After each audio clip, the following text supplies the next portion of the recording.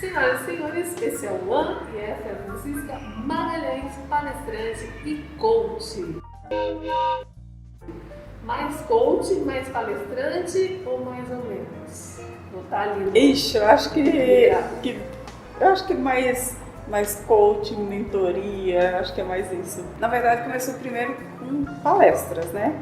A formação de palestrante veio bem antes do coach. Aí depois veio com várias atividades do instituto, aí teve várias atividades de coaching e agora está tendo bastante mentoria também, então está mais assim. Muito bem, para quem não sabe, Francisca Magalhães faz parte do Instituto Virtudes lá no Jardim Gardênia. Azul aqui em Suzano. Hoje eu sou responsável pela a parte de desenvolvimento humano e a captação de recursos continua, né? Vamos começar pela pergunta muito difícil: o que é coaching? O que é coaching? O que é? São todas as palavras. Todos que tem, vai falar diferente. que tem a pronúncia muito parecida, muito né? parecida. Coach, só com H no final.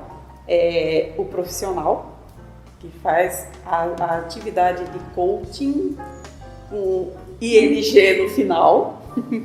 E coach é a pessoa que está sendo atendida pelo profissional de coaching. Coaching, já está falando errado aqui, coaching. O coaching, qual a diferença dele para o psicólogo? Primeiro que ele não necessariamente tem formação em psicologia, né? E a ideia do processo de coaching é auxiliar o coaching, o cliente, que vamos chamar de cliente, fica mais fácil, auxiliar essa pessoa a atingir os seus objetivos com mais rapidez, com mais organização. Então, vai trabalhar junto com esse cliente através de ferramentas que a gente tem no processo, como que ele pode acelerar a atividade dele. Em alguns momentos, é provável que mexa com o emocional desse cliente, que vai, em partes, né, em algum momento, ele pode se tornar uma terapia, mas o processo de coaching não é terapia. Então, eu não preciso ser um psicólogo ou alguém dessa área para fazer essa atividade. Então, o coaching é diferente da psicologia.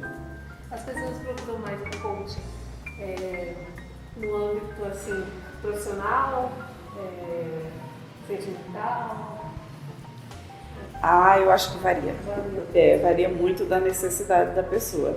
Eu, por exemplo, um tempo atrás eu tive uma cliente que ela me procurou, mas no processo de desenvolvimento dela com ela mesma. Então, ela passou por um processo de perda, né, muito importante na família dela, e aí ela estava meio sem rumo e não sabia que caminho seguir depois daquela perda que ela teve. E ali a gente foi trabalhando alguns talentos que ela tinha, o que ela se identificava mais com aqueles talentos para poder sair desse processo de inércia que ela se encontrava. Então, depende da área, né, que a pessoa está procurando. Mas, normalmente, as pessoas deveriam procurar mais para o desenvolvimento profissional, né, coisa desse tipo. Mas não é bem assim que acontece. As pessoas procuram, muitas vezes, ter algo para se desenvolver aqui dentro mesmo. Então, é mais nesse ponto. Eles vão à procura de uma resposta? Vão. Eles esperam que você dê a resposta? Espero um milagre, na verdade, né? Eu acho que é mais ou menos que nem quando a pessoa está doente, ela vai ao médico e aí ela quer que o médico solucione o problema dela.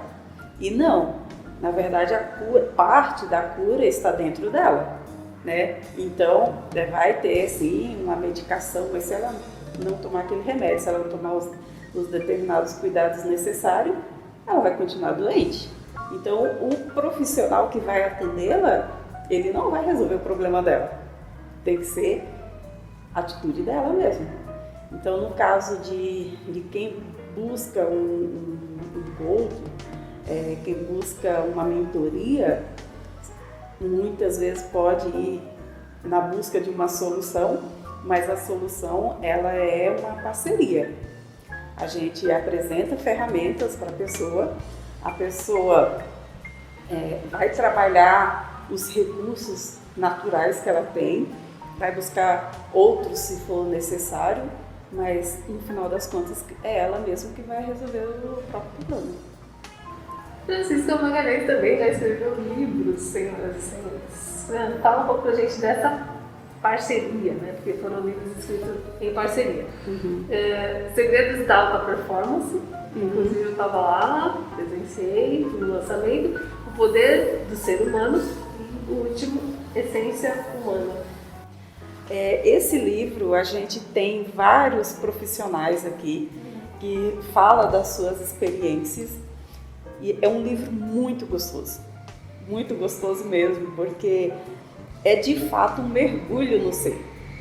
Então você vai encontrar desde uma engenheira química, que é o meu caso, instrutora de taekwondo, enfim, vários profissionais e a experiência de vida que esses profissionais tiveram, né? Isso eu acho muito bacana mesmo. E é uma coisa de você sentar e praticamente ler de uma tirada só, de tão gostoso que é. Quem quiser adquirir o livro? Quem quiser adquirir esse livro pode ser comigo, entrando em contato pelas redes sociais. Pode também ser pela Literário Books, que é a editora. Tem na Amazon. Constelação familiar.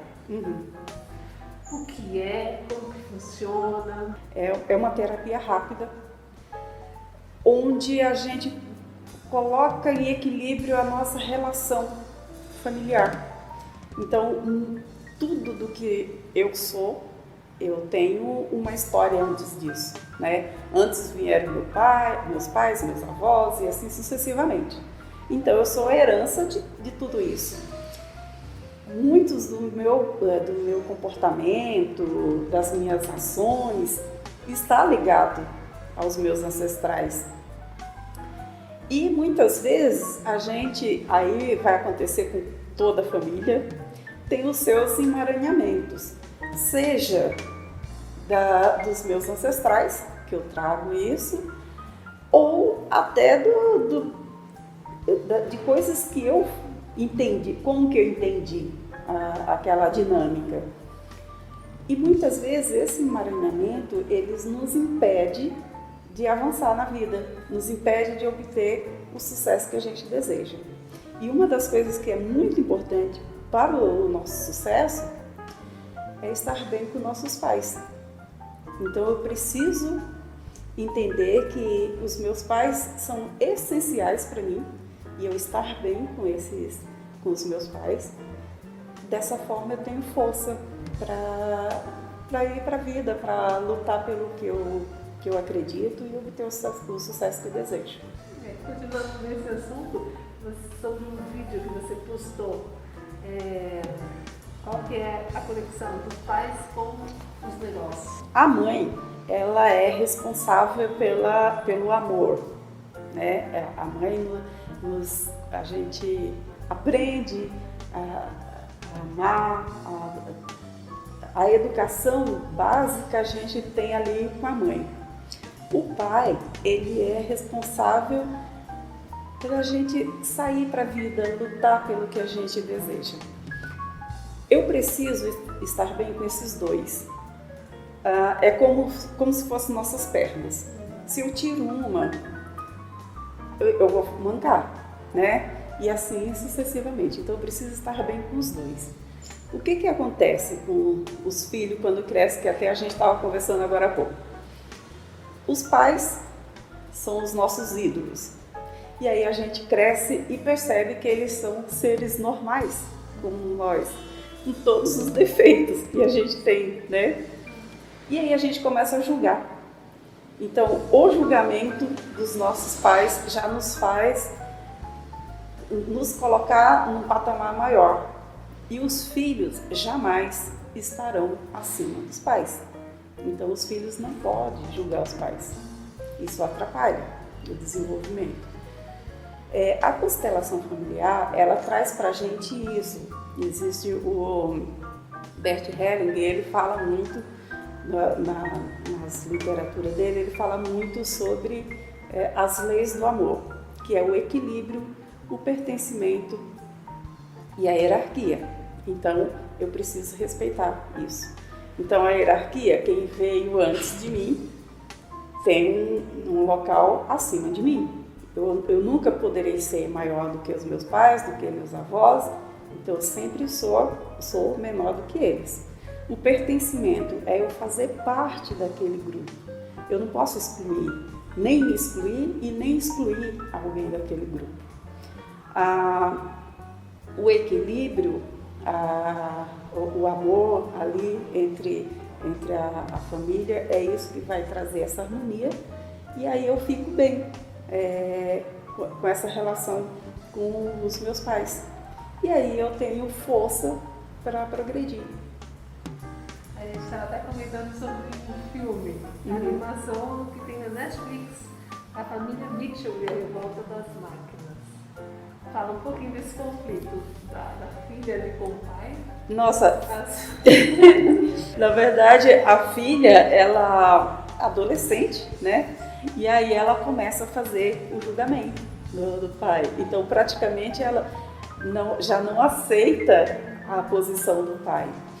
E o interessante é, ao longo ela está em busca de uma nova tribo, né? Então ela já não aceita o pai, ela meio que exclui ele e ela quer sair daquele meio que eles estão, porque ela vai para uma vida nova, tal. Enfim, só que no momento das maiores dificuldades, onde que a gente se apoia? Nas nossas duas pernas, né? Então, justamente nesse momento de desafio, aí ela consegue perceber a importância do pai e o pai também, ele meio que, na verdade, conflitava os dois, né? Porque ele também não aceitava muito a posição dela. E aí, no momento mais desafiador, os dois conseguem entender que eles fazem parte daquele sistema e que é interessante eles se unirem, ela com a modernidade dela e ele com todas as tradições dele, a experiência dele, enfim. E ali, juntos, eles conseguem superar o desafio que eles encontram. Fran, se alguém tiver interesse em fazer uma constelação familiar, normalmente a gente faz uma entrevista com uma pessoa para verificar quais são as dores dela, né? Por que ela está querendo fazer aquela constelação. Isso é o primeiro momento. Então vamos pontuar quais são as necessidades ali e entender o que está em desequilíbrio naquele sistema dela. Posteriormente, a gente faz a sessão que ela pode ser presencial ou online. A constelação individual a gente faz utilizando de bonecos. Então os bonecos eles fazem a representação dos membros que a pessoa vai apresentar. E antes se fazia a constelação workshop em grupo, né? É uma dinâmica bem interessante, mas hoje, por conta da pandemia, a gente evita isso, né? Então, normalmente faz individual e faz através do boneco.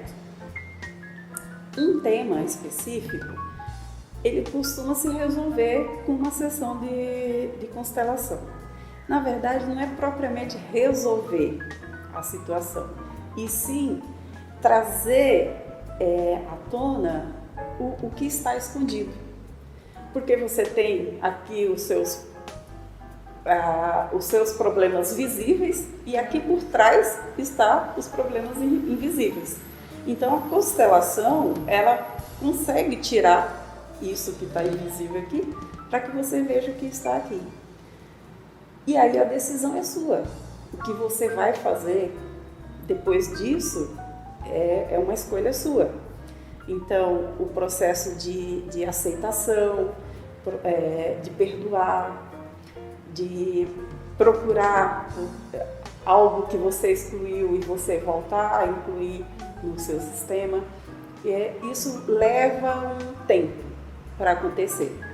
Uma sessão, ela vai chegar nesse ponto de se perceber esse desequilíbrio que ocorre com a pessoa, mas o processo ele continua por um período maior.